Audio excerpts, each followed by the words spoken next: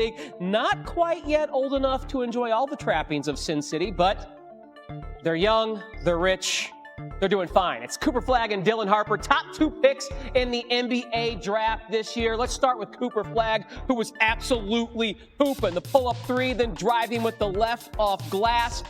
Then Dylan Harper showing not his offense, but first his defense. Oh! Getting up to reject Ryan Nembhard. It was a 4-on-1 break, and Harper playing defense, but this is why he was drafted number 2 overall. You know, Scooby, he's a lefty. Kind of reminds me of Jalen Brunson when he gets in the lane. Good point. And hoops like that. Look at the Euro step off glass from Harper. He had 16 points in just 20 minutes. Then Flagg catching the lob and throwing it down in the second half. Now, they were trailing at this point, but, I mean, it's Summer League. We want to see individual performances, and Flagg absolutely delivered in the fourth. How about a catch-and-shoot triple? Later, he knocks down another 3. Spurs would get the win 76-69, but Flagg had a huge game. This feels different. I think, you know, it's a new environment, new setting. You know, they want to see me be aggressive and do that type of stuff. So I was trying my best to just be aggressive and assert myself early, get to the line. I think I did that a lot better today, just getting to the line, getting fouled, and that helped me to get comfortable and get settled. All right, Mavs lost. Who cares? Cooper Flagg looks solid. Everybody cares. He had just 10 points in his Thursday debut against the Lakers, but then rebounded for 31 last night against the Spurs. Wow. That's tied for the most in a game by a number 1 overall pick in Summer League history, tying the mark set by John Wall back in 2010.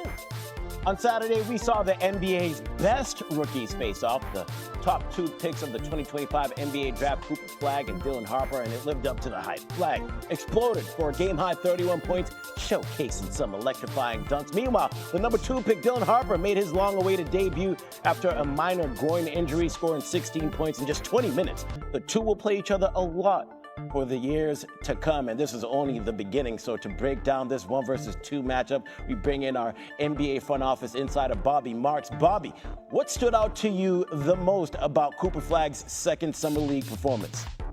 How much time do we have? I think what stood out is how much better he got from game 1 to game 2, and I think there's certainly a comfort level what you saw for Cooper Flagg. The one thing I wanted to see with him is the ability to go left, and as you see right here, that's the one concern scouts had, and it felt like he made it a mission for every one of his drives to go left. Once he was able to get downhill like we saw in this game, it kind of just opened up everything for Cooper. He was able to make some shots, certainly getting to the rim here.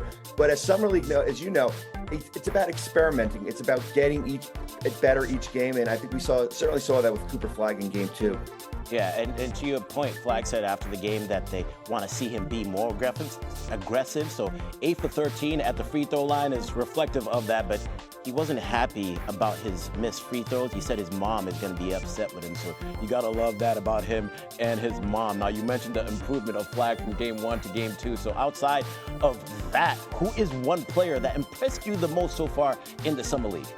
Well, it's the one player we talked about a lot last year, and we haven't really talked about this year. It's Bronny James. And you're going to look at his box score the last 2 games, and 7 for 18, and he scored 22 points. What's impressed me the most is his defense. And I think we saw that last night against New Orleans, where he had 2 steals, he had a block here, and that's going to be his calling card as far as for him to get into the NBA, is from a defensive angle here, as far as in a thin Laker backcourt. So I like what I saw with Bronny James. I like what I saw with Terrence Shannon Jr., who Minnesota is going to rely a lot on this year, especially with the loss of Nickeil Alexander-Walker. Yeah, and that's what's so fun about Summer League. You get to watch these young players get a lot of run and improve throughout the summer. Bobby, we appreciate you waking up early with us. I mean, it is early in Las Vegas, and here you are. I hope you can get a nap in. Appreciate your time. Thanks. In the Vegas Summer League, LeBron James, the 40-year-old, exercised a $52.6 million player option with the Lakers last month. He's entering a record 23rd NBA season, but quotes from Clutch Sports CEO Rich Paul the day Bron opted in sparked some intrigue about Bron's future in LA. Dave McMenamin is in Vegas with more. The question on everybody's mind is, where will LeBron be playing next season? What caused the speculation was a statement by LeBron's agent, Clutch Sports CEO Rich Paul, given to ESPN's Shams Charania when James opted into the final year of his contract with the Lakers for $53 million last month, when Paul said LeBron intends to play on a championship contender for whatever time is left in his career. Now, I've checked in with both the Lakers and LeBron's camp on this one. For the Lakers, it's business as usual. They have motivation to compete at the highest level and maximize not just LeBron's timeline, but they want to compete now with Luka Doncic. Some have posited that the true cause of this situation was the Lakers not offering LeBron a contract beyond next season, but Rich Paul told me that they never asked for one. Paul also made it clear to me that LeBron has not asked for a trade, and Paul hasn't even discussed the possibility of wanting a trade in the future with the Lakers. Paul did tell me that 4 teams contacted him with interest in trading for LeBron, though. Now, I asked LeBron just before tip-off if he'd like to join the broadcast to discuss everything, and he told me, quote, "I ain't got nothing to talk about." Hey, we got a lot to talk about with LeBron entering an unprecedented 23rd NBA season. And if last year showed us anything, it's that he's barely lost a step. The King passed Michael Jordan's 2002-03 season with the Wizards as the oldest player to lead his team in total points in the season. Bron topped the Lakers last year. Oops. Starting in Texas, the Spurs and Wizards worked out a trade to send Kelly Olynyk to San Antonio. They also signed Luke Cornett in free agency. Janae, how will this center depth help Victor Wembanyama?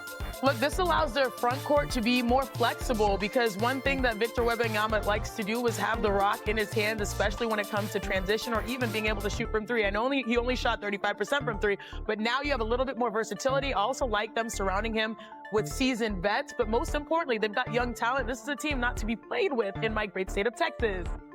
Next to Dallas, sticking in Texas, Shams reported that Anthony Davis had a procedure to repair a detached retina. Oh. He should be ready for training camp, according to Shams. The Mavs were crushed by injuries last year. Ramona, is it time for goggles? Yes, it's been time for goggles. He has a history of getting poked in the eye. I don't know why this seems to happen to him a lot, but back in 2020, look what LeBron James told him to do. LeBron James puts up this tweet, says, Anthony Davis, Jabbar side by side with Kareem Abdul-Jabbar. It's time for goggles, man. All right, finally, reports out of Denver that 3-time MVP Nikola Jokic will not seek a contract extension this summer, delaying talks until next year. Jokic has 3 years left on his current deal, including a player option for 27-28. Young Masuk reported on this story yesterday and joins us now here. So, Omi, walk us through this contract scenario with Jokic, and should Denver fans have any cause for concern? Yeah, and talking to people around the league, and including people from the Nuggets, there's zero concern about this being something like Nikola Jokic left the door open for other teams. This was expected because next year he could sign for a 4th year up to maybe as much as close to $80 million more.